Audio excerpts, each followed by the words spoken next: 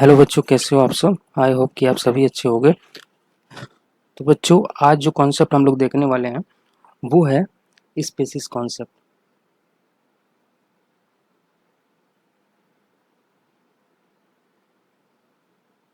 Spaces concept बच्चों, spaces के बारे में हमने थोड़ा सा डिस्कशन जो है इसके पहले वाले वीडियो में भी किया था, हिस्ट्री ऑफ टेक्सोनॉमी में। तो वहाँ पे हमने देखा था कि सबसे पहली बार जो स्पेसिस के ऊपर किसी साइंटिस्ट ने बात की थी तो वो थे जॉन रे। ठीक है, जॉन रे।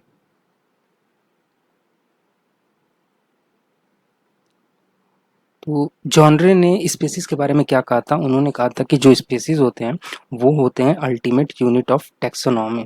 ठीक है, और उन्होंने ऐसा क्यों किया था ये भी हमने प्रीवियस वीडियो में देखा था कि जो स्पेसिस होते हैं ना, जो स्पेसिस के अंदर जो पॉपुलेशन होता है, जो कम्युनिटी होती है ऑर्गेनिज्म की, उसमें क्या होता है कि जो सिमिलैरिटी होती है कैरेक्टर्स की, चाहे वो मॉर्फोलॉजिकल हो चाहे फिजियोलॉजिकल हो, वो बहुत ज़्यादा होती है, कहें कि मैक्सिमम होती है। और ऑर्गेनिज्म के बीच का जो वेरिएशन होता है वो बहुत ही मिनिमम होता है। तो इसी वजह से स्पेसिस लेवल पे क्या होता है कि ऑर्गेनिज्म, एक पर्टिकुलर ऑर्गेनिज्म का आइडेंटिफिकेशन कंप्लीट हो जाता है। ठीक है बच्चों, तो यही वजह था कि जॉन रे ने स्पेसिस को अल्टीमेट यूनिट ऑफ टेक्सोनॉमी बोला था। बट बच्चों, दिक्कत क्या थी कि जॉन रे ने इतना तो बोल दिया, बट उसके बाद जो है इन्होंने कोई स्पेसिस का एक प्रॉपर बायोलॉजिकल डिफिनेशन नहीं दिया। तो क्या हुआ कि इसके बाद जो साइंटिस्ट है ना, उन्होंने बहुत सारे कॉन्सेप्ट स्पेसिस के ऊपर दिए। ठीक है, बट जो उसमें सबसे बेस्ट कॉन्सेप्ट था वो बायोलॉजिकल स्पेसिस कॉन्सेप्ट का था, जिसको शॉर्ट में हम लोग बीएससी भी लिखते हैं। इसका फुल फॉर्म है बायोलॉजिकल स्पेसिस कॉन्सेप्ट।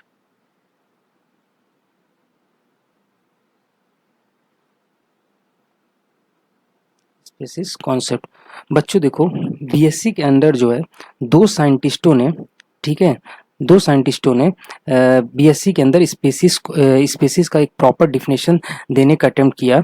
बट क्या था ना कि जो सबसे पहले साइंटिस्ट थे उनका नाम था मेयर। ठीक है, और इन्होंने स्पेसिस का जो डिफिनेशन था वो 1963 में दिया था। ठीक है, और इसके बाद एक और साइंटिस्ट ने स्पेसिस के ऊपर काम किया, वो थे आपके बॉक। ठीक है, और इन्होंने स्पेसिस का डिफिनेशन 1986 में दिया। ठीक है, तो सबसे पहले जो डिफिनेशन था बीएससी के अंडर वो मेयर ने दिया था। बट क्या था ना, मेयर के डिफिनेशन में कुछ फॉल्ट था, उसी को इम्प्रूव करके बॉक ने एक प्रॉपर नया डिफिनेशन दिया। ठीक है, जिसको आज भी फॉलो करते हैं। तो सबसे हम लोग क्या करते हैं ना कि दोनों साइंटिस्टों के डिफिनेशन को एक एक करके हम लोग देखते हैं और उसके अंदर जो फॉल्ट था उसको भी हम लोग ऑब्जर्व करते हैं। ठीक है, तो सबसे पहले जो है मेयर से स्टार्ट करते हैं। देखो बच्चों, मेयर ने स्पेसिस के डिफिनेशन में दो पॉइंट दिया।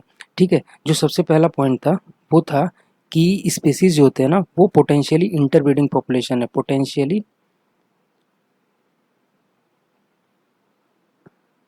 Inter breeding population. Potentially interbreeding population. ठीक है बच्चों, तो इसका हम लोग मतलब समझते हैं। देखो बच्चों, पोटेंशियली इंटरब्रीडिंग पॉपुलेशन, ठीक है, तो इंटरब्रीडिंग का क्या मतलब हो गया कि जैसे एक स्पीसीज है उसके अंदर जो पॉपुलेशन है ना मेल और फीमेल की, वो आपस में इंटरब्रीड कर सकती हैं और इंटरब्रीड करने के बाद ऑफ स्प्रिंग जो है प्रोड्यूस कर सकती हैं। बट उन्होंने पोटेंशियल वर्ड इसलिए यूज किया कि जो ऑफ स्प्रिंग बनेगा वो हमेशा फर्टाइल होना चाहिए, वो स्टेराइल नहीं होना चाहिए। ठीक है, फर्टाइल क्यों होना चाहिए? क्योंकि अगर फर्टाइल नहीं होगा तो वो क्या अपना जनरेशन आगे बढ़ा पाएगा? नहीं ना। तो इसीलिए जो है, अगर वो फर्टाइल नहीं होगा तो अपना एक पॉपुलेशन नहीं बना पाएगा, एक कम्युनिटी नहीं बना पाएगा, वो एक इंडिविजुअल बनकर ही मर जाएगा। ठीक है बच्चों, तो इसी यही वजह था कि उन्होंने अपने डिफिनेशन में पोटेंशियल वर्ड का यूज किया। ठीक है, अब इसका जो सेकंड पॉइंट था वो ये था कि जो एक स्पेसीज है ना वो दूसरे स्पेसीज के साथ रिप्रोड्यूस नहीं कर सकता है। तो species are incapable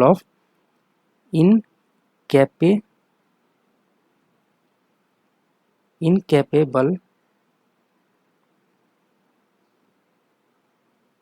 incapable of reproducing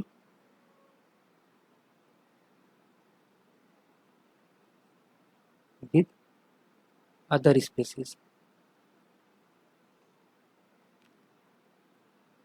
देखो बच्चों, उनका जो सेकंड स्टेटमेंट था वो ये था कि एक स्पीशीज के ऑर्गेनिज्म दूसरे स्पीशीज के ऑर्गेनिज्म के साथ इंटरब्रीड नहीं कर सकते हैं।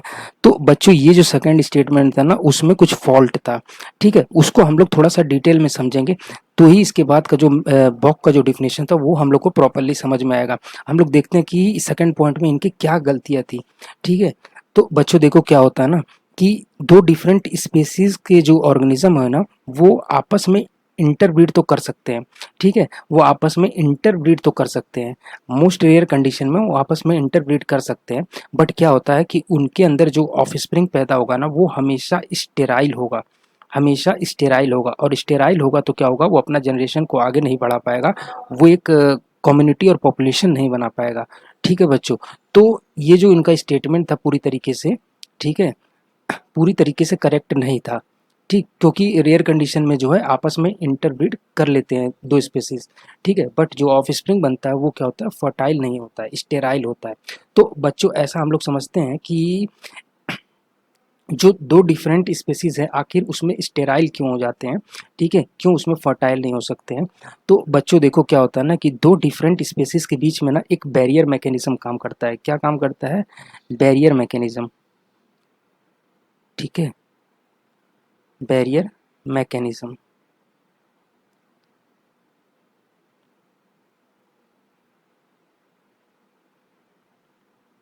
बैरियर में, अब ये बैरियर मैकेनिज्म क्या होता है बच्चों, देखो इसको पॉइंट वाइज हम लोग समझते हैं। देखो सबसे पहला पॉइंट जो है ना बैरियर मैकेनिज्म के अंदर, कि जो दो डिफरेंट स्पेसीज है ना, उनके बीच में जो सेक्सुअल अट्रैक्शन होता है मेल और फीमेल के बीच में, वो बहुत ही कम होता है। तो इसीलिए सबसे पहली बात तो वो आपस में मेट ही नहीं करना चाहते हैं। ठीक है, आपस में मेट नहीं करना चाहते हैं। तो सबसे पहला पॉइंट क्या हो गया, they do not mate, they do not mate. ठीक है, दे डू नॉट मेट। तो मोस्ट केसेस में क्या हो गया, मोस्ट केसेस में पहला वाला पॉइंट फॉलो होगा कि दो डिफरेंट स्पीसीज के जो ऑर्गेनिज्म है वो आपस में मेट नहीं करते हैं, मेट नहीं करना चाहते हैं। ठीक है, क्योंकि वो आपस में अट्रैक्शन नहीं फील करते। ठीक है, अब देखते हैं कि रेयर कंडीशन में या बाई चांस अगर जो है मेटिंग का उनका मूड बनता भी है, तो क्या होता है कि अगर वो मेटिंग करने के लिए पास आते भी हैं, तो क्या होगा कि बच्चों एक स्पीसीज का जो मेल है उसका जो स्पर्म है वो दूसरे स्पीसीज के फीमेल के एग तक नहीं पहुंच पाता है। ठीक है, दूसरे स्पीसीज के फीमेल के एग तक नहीं पहुंच पाता है। ठीक, और अगर सपोज सपोज बच्चों, अगर जो है स्पर्म जो है एग तक पहुंच भी गया, तो क्या होगा, वो एग को फर्टिलाइज नहीं कर पाता है। ठीक है, स्पर्म डू नॉट, तो सेकंड पॉइंट क्या हो गया कि स्पर्म जो है, sperm do not fertilise fertilise egg. अब देखें तीसरा पॉइंट, सपोज बच्चों स्पर्म जो है, दूसरे कंडीशन में क्या हो रहा था कि स्पर्म अगर एग तक पहुंच भी गया तो उसको फर्टिलाइज नहीं कर पा रहा था। अब सपोज मान लेते हैं, बहुत ही रेयरेस्ट चांस अगर बनता है कि स्पर्म जो है एग को अगर फर्टिलाइज भी कर दे, तो क्या होगा कि जाइगोट नहीं बनेगा। ठीक है, जाइगोट नहीं बनेगा, do not form zygote, zygote. अब बच्चों देखो, अब इसके बाद भी अगर पॉसिबिलिटी बनती है कि सपोज तीसरे वाले कंडीशन में तो जाइगोट नहीं बना। ठीक है, अब इसके बाद भी और रेयर कंडीशन में सपोज अगर जाइगोट बन भी गया, ठीक है, अगर जाइगोट बन गया तो क्या हो जाएगा, ऑफ स्प्रिंग बन जाएगा। तो क्या होगा, जो ऑफ स्प्रिंग बनेगा ना वो हमेशा स्टेराइल हो जाएगा, ऑफ स्प्रिंग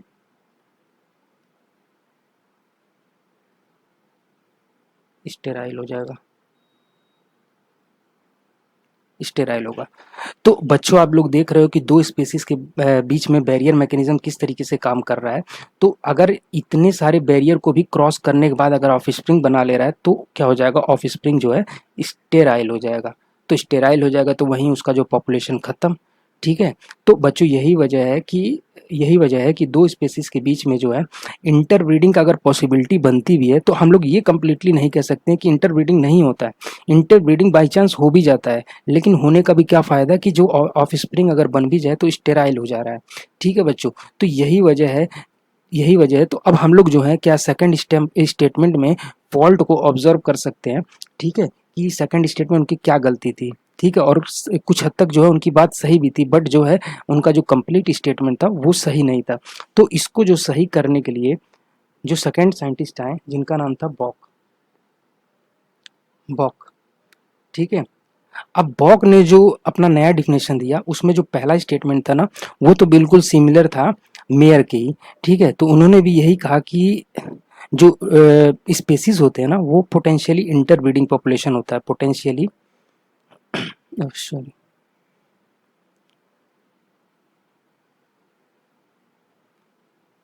इंटरब्रीडिंग पॉपुलेशन होता है,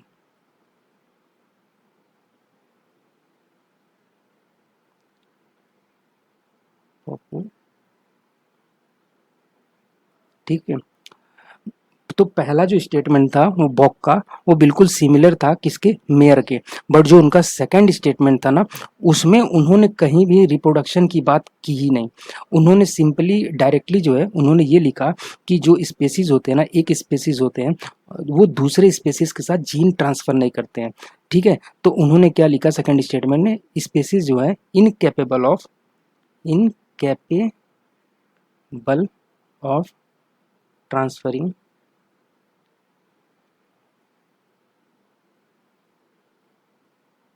जीन टू अदर स्पेसीज,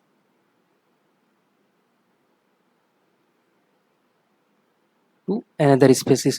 तो बच्चों उन्होंने सेकंड स्टेटमेंट में उन्होंने रिप्रोडक्शन की बात नहीं की, उन्होंने जीन की बात की, ठीक है, या फिर बोले जेनेटिक इन्फॉर्मेशन की बात की। तो एक स्पेसीज जो है उनका ये कहना था कि जो एक स्पेसीज है वो दूसरे स्पेसीज के साथ अपना जो है जीन ट्रांसफर नहीं करता है।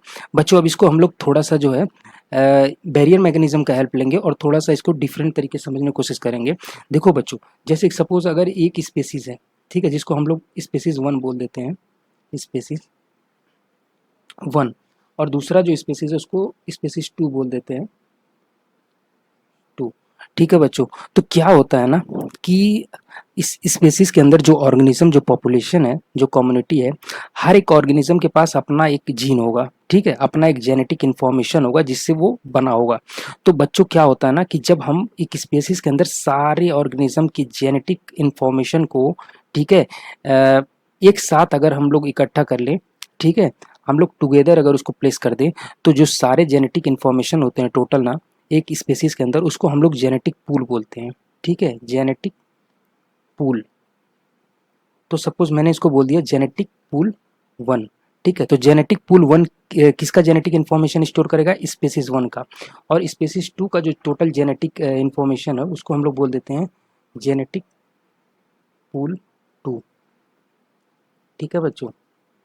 तो देखो बच्चों क्या होता है कि अभी आपने देखा कि बैरियर मैकेनिज्म दो स्पेसीज के बीच में कैसे काम करता है, ठीक है। तो अगर वो पहली बात तो मेट नहीं करते हैं, ठीक है, अगर मेट भी करते तो उनका स्पर्म जो है दूसरे के एग को फर्टिलाइज नहीं कर पाता है, अगर फर्टिलाइज भी करते तो क्या होता है, जाइगोट नहीं बनता है, और जाइगोट अगर बन भी गया तो जो ऑफस्प्रिंग बनेगा वो स्टेराइल होगा। तो बच्चों सपोज अगर वो मेटिंग करते हैं तो उसमें क्या होगा कि एक स्पेसीज दूसरे स्पेसीज के साथ इंटरब्रीड करेगा, ठीक है बच्चों, इंटरब्रीड करेगा। तो इंटरब्रीड करता भी है तो जेनेटिक इन्फॉर्मेशन कब ट्रांसफर होगा, जब जो ऑफस्प्रिंग बनेगा फर्टाइल होगा, और फर्टाइल होगा तो अपना एक पॉपुलेशन बना पाएगा, तब तो वो जेनेटिक इन्फॉर्मेशन को शेयर करेगा। बट दिक्कत वहाँ क्या हो जा रही है कि वहाँ पे जो ऑफस्प्रिंग बन रहा है वो स्टेराइल हो जा रहा है। तो अगर जेनेटिक इन्फॉर्मेशन ट्रांसफर भी होता है तो एक ही इंडिविजुअल तक वो बन करके रुक जाएगा, वो एक पॉपुलेशन नहीं बना पाएगा। और हम लोग स्पीसीज जो है एक ऑर्गेनिज्म के लिए बात नहीं करते हैं, वहाँ एक पॉपुलेशन की बात होती है, किसी एक पर्टिकुलर ऑर्गेनिज्म की बात नहीं होती है।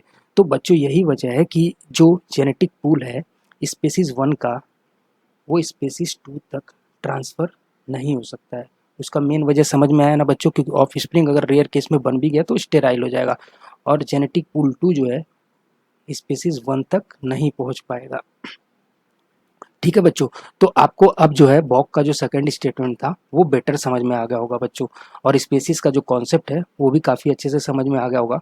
तो बच्चों अब यहाँ पे एक और सवाल पैदा होता है, ठीक है, एक मेजर क्वेश्चन अब पैदा होता है कि बच्चों देखो जो मेयर का डिफिनेशन है और जो बॉक का डिफिनेशन है, ठीक है, दोनों में एक टर्म यूज हुआ कि पोटेंशियली इंटरब्रीडिंग पॉपुलेशन।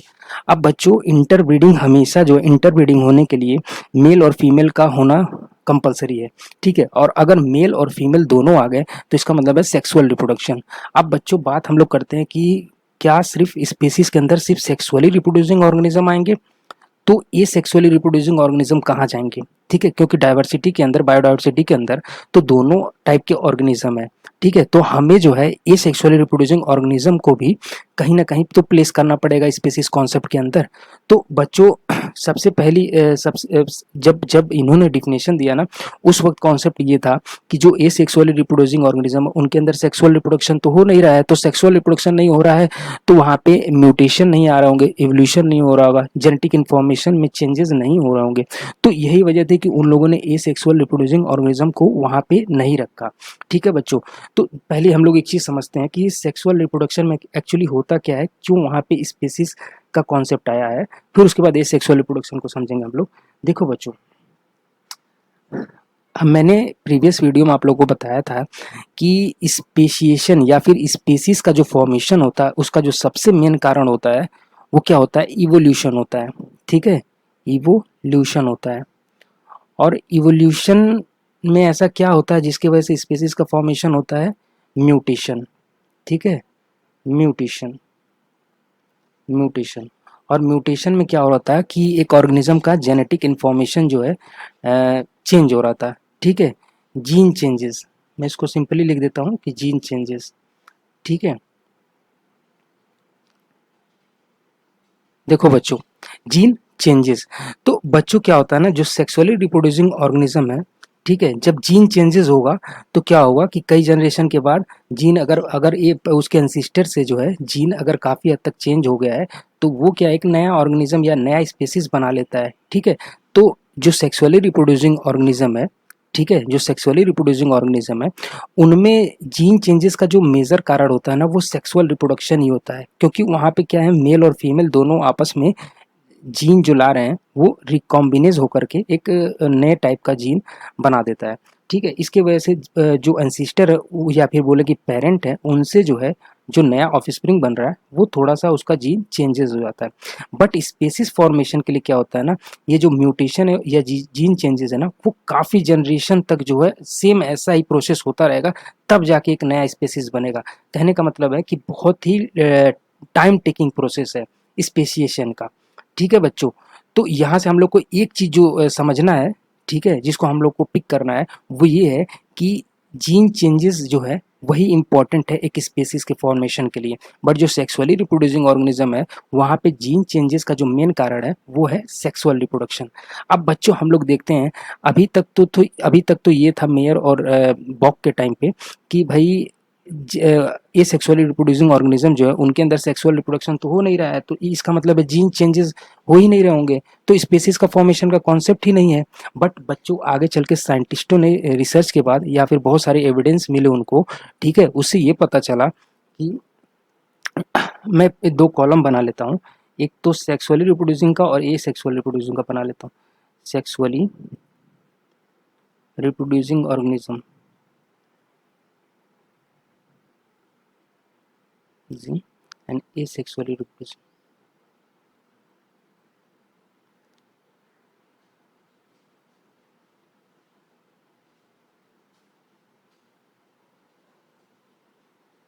देखो बच्चों, सेक्सुअल रिप्रोड्यूसिंग में हम लोगों ने देखा कि स्पेसिएशन का जो मेन कारण है, जो जीन चेंजेस है वो किसकी वजह से होता है, सेक्सुअल रिप्रोडक्शन की वजह से, सेक्सुअल रिप्रोडक्शन की वजह से,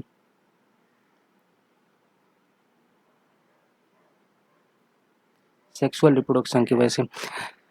बट बच्चों ये सेक्सुअली रिप्रोड्यूसिंग ऑर्गेनिज्म में चूंकि सेक्सुअल रिप्रोडक्शन हो नहीं रहा है, वहाँ पे सिंगल पेरेंट से ही ऑफस्प्रिंग बनता है, तो वहाँ पे जीन चेंजेस का मेन कारण सेक्सुअल रिप्रोडक्शन तो हो नहीं सकता है। तो बच्चों बट साइंटिस्टों को ये एविडेंस मिला है कि जो उन्होंने बहुत सारे ऐसे ए सेक्सुअली रिप्रोड्यूसिंग ऑर्गेनिज्म देखे जिनके एंसिस्टर के बहुत सारे डिसेंट देखने को मिले। बहुत सारे डिसेंट का मतलब हो गया कि organism with different morphological and physiological character, ठीक है। तो कहीं न कहीं बच्चों भले ही सेक्सुअल रिप्रोडक्शन उसका कारण ना हो, बट कुछ और रीज़न की वजह से वहाँ पे म्यूटेशन तो हुआ है, इवोल्यूशन तो हुआ है, ठीक है? इवोल्यूशन हुआ है तो स्पेसिएशन हुआ है, डिफरेंट-डिफरेंट स्पेसीज़ का फॉर्मेशन तो हुआ है। बट बच्चों यहाँ पे क्या होता है ना, जो जीन चेंजेस का मेन कारण होता है, वो होता है drastic environmental condition, drastic environmental condition, condition, ठीक है? तो क्या होता है कि एसेक्सुअली रिप्रोड्यूसिंग ऑर्गेनिज्म है ना, वो चेंजिंग इन्वायरमेंट के हिसाब से वो अपने फिजियोलॉजी और मॉर्फोलॉजी को चेंज कर लेते हैं, ठीक है? जिसकी वजह से उनके जीन्स में भी चेंजेस आ जाते हैं, ठीक है? जिसकी वजह से म्यूटेशन हो जाता है और इवोल्यूशन हो जाता है और नई स्पीसीज का फॉर्मेशन हो जाता है। तो बच्चों एविडेंस मिलने के बाद ये प्रूव हो गया कि भाई एसेक्सुअली रिप्रोड्यूसिंग ऑर्गेनिज्म उसमें भी कहीं न कहीं स्पेसिएशन होता है। ठीक है बच्चों, अब देखो जो सेक्सुअली प्रोड्यूसिंग ऑर्गेनिज्म है, उनके अंदर जो म्यूटेशन है ना वो काफ़ी स्लो होता है, उनके अंदर स्पेसिएशन में बहुत ही जनरेशन लग जाते हैं, तो स्पेसिएशन इसमें क्या है, स्लो प्रोसेस है।